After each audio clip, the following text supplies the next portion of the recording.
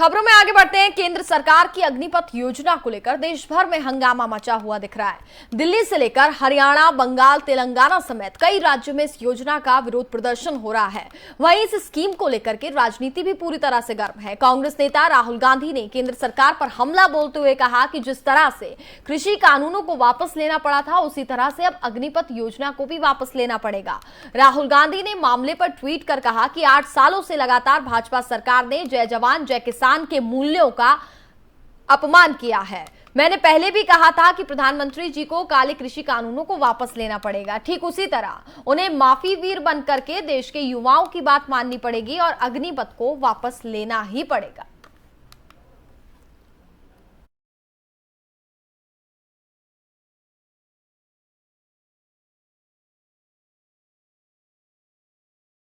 दिल्ली के उप मुख्यमंत्री और आम आदमी पार्टी नेता मनीष सिसोदिया ने केंद्र सरकार की सेना में भर्ती वाली अग्निपथ योजना को लेकर के तंज कसा है। मनीष सिसोदिया ने कहा कि ये योजना इतनी ही अच्छी है तो विधायकों और सांसदों के बच्चों के लिए भी नियम बनना चाहिए। इस बारे में उन्होंने अपने आधिकारिक हैंडल से भी ट्वीट किया। मनीष सिसोदिया ने ट्वीट में लिखा कि अग्निपथ योजना अगर इतनी ही अच्छी है तो नियम बना दो। देश भर में हर MP MLA के बच्चे 17 साल के होते ही सबसे पहले इस योजना के तहत 4 साल की नौकरी करेंगे।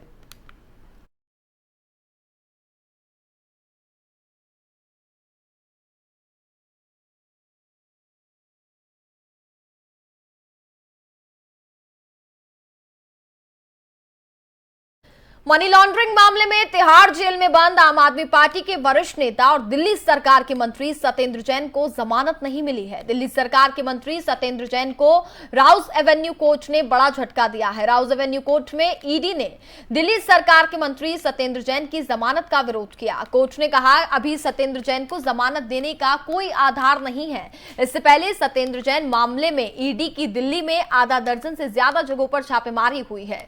सूत्रों के मुताबिक सत्येंद्र जैन के कुछ सहयोगियों पर छापेमारी भी की गई है।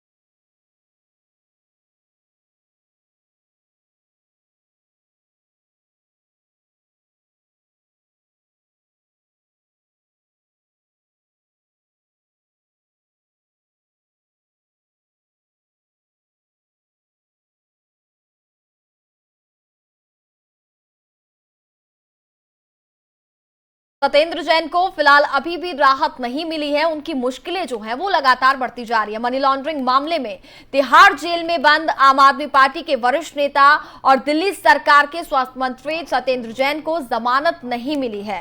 दिल्ली सरकार के मंत्री सत्येंद्र जैन को राउज एवेन्यू कोर्ट से एक बड़ा झटका लगा है। राउज एवेन्यू कोर्ट में ईडी ने दिल्ली सरकार के मंत्री सत्येंद्र जैन की जमानत का विरोध किया है। कोर्ट ने कहा कि अभी सत्येंद्र जैन को जमानत देने का कोई आधार नहीं है। इससे पहले सत्येंद्र जैन मामले में ईडी की दिल्ली में आधा दर्जन से ज्यादा जगहों पर छापेमारी भी की जा चुकी है। और इस खबर पर हमारे साथ ज्यादा बातचीत करने के लिए हमारे संवाददाता कुलदीप शर्मा इस वक्त जुड़ गए हैं। कुलदीप, जिस तरीके से हम देख रहे हैं ईडी की कार्रवाई लगातार जारी है और सत्येंद्र जैन को लेकर के कई ठिकानों पर छापेमारी भी की गई। फिलहाल उनको जमानत मिलने का कोई चांस नहीं है अभी और उनकी मुश्किलें जो है वो भी बढ़ती हुई नजर आ रही है। बिल्कुल, देखिए सत्येंद्र जैन की जो मुश्किलें हैं वो कम होने का नाम नहीं ले रही है। ईडी ने जो उनके ऊपर मनी लॉन्ड्रिंग का मामला दर्ज किया था उसके बाद से पहले तो सत्येंद्र जैन को जो है वो ईडी ने रिमांड पर लिया। कई दिन तक सत्येंद्र जैन जो है वो ईडी की कस्टडी में रहे और आखिरी सुनवाई में उनको कोर्ट ने जो है 14 दिन की जुडिशियल कस्टडी में भेज दिया था।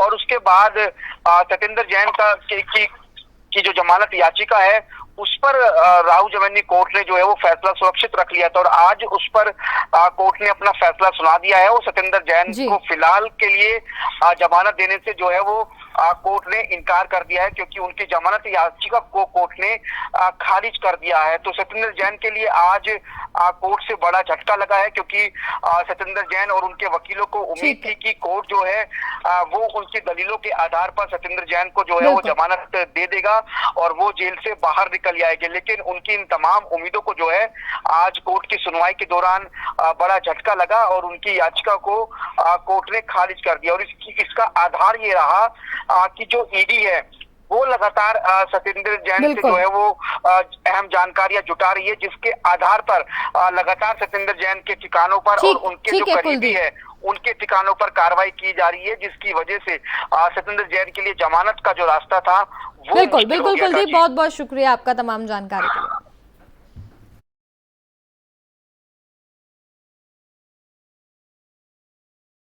ग्रामीण विकास एवं पंचायती राज मंत्री गिरिराज सिंह कानपुर देहात पहुंचे। अग्निपथ के विरोध पर उन्होंने कहा कि मोदी सरकार की उपलब्धियों को नहीं बचा पा रहा विपक्ष। सुनिए उन्होंने क्या कुछ कहा।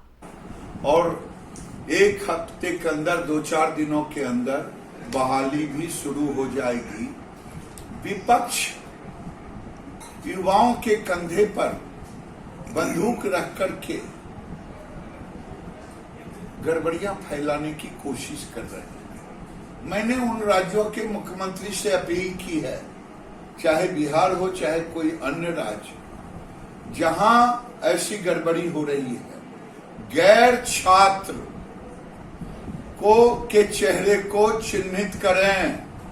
ये राजनीतिक दल के लोग हैं कि कौन हैं, जो आप देख लेंगे आने वाले दिन में सारे चेहरे राज्य सरकार ने चिन्हित करना शुरू कर दिया तो सारे चेहरे आ जाएंगे। इसमें विद्यार्थियों को भरम में डाला गया है, ये एक रोजगार के नए अवसर बनाएगा।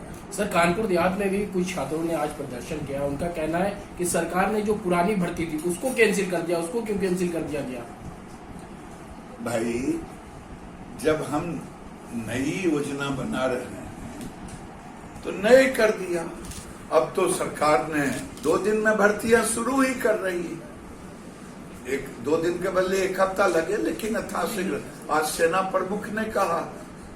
सर, योजना अगर ये सही है तो क्या लग रहा है सरकार तो युवाओं को समझा नहीं पा रही है सही से? यार, अभी तो जुम्मा कल से ये बातें है।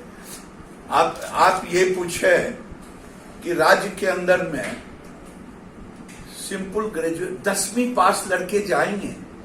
नहीं सर, जाएंगे तो ठीक बात है, ये बात आपकी योजना एक तरीके से सही भी हो सकती है, लेकिन युवाओं का कहना है कि हमारा जो एज है वो ओवर एज हो गई है इस योजना के अंतर्गत, तो अब कैसे वो फॉर्म फिलअप कर पाएंगे? तब तो ओवर एज हो गई है तो सेना में भी 2 साल तो रिलैक्स कर दिया गया। जम्मू कश्मीर में आतंकियों ने एक और हत्या को अंजाम दिया। इस बार पुलवामा में एक सब इंस्पेक्टर की गोली मार करके हत्या कर दी गई। आतंकियों ने घर में घुसकर इस हत्याकांड को अंजाम दिया। सब इंस्पेक्टर फारूक अहमद मीर को आतंकियों ने निशाना बनाया, जो घर पर मौजूद थे। बताया ये जा रहा है कि घर से उनका अपहरण कर पास के ही खेत में ले जाकर के उनको गोली मार दी गई। 2 से 3 आतंकियों ने इस हत्याकांड को अंजाम दिया। जानकारी के अनुसार sub inspector Farooq Ahmad Mir IRP के 23वीं बटालियन से थे और फिलहाल CTC लोथीपोरा में तैनात थे। इस घटना के पीछे किस संगठन का हाथ है, फिलहाल ये पता नहीं चल पाया है। बताया ये जा रहा है कि देर रात ये घटना को अंजाम दिया गया। और इसी के साथ फिलहाल इस बुलेटिन में बस इतना ही। देखते रहिए FM न्यूज। नमस्कार।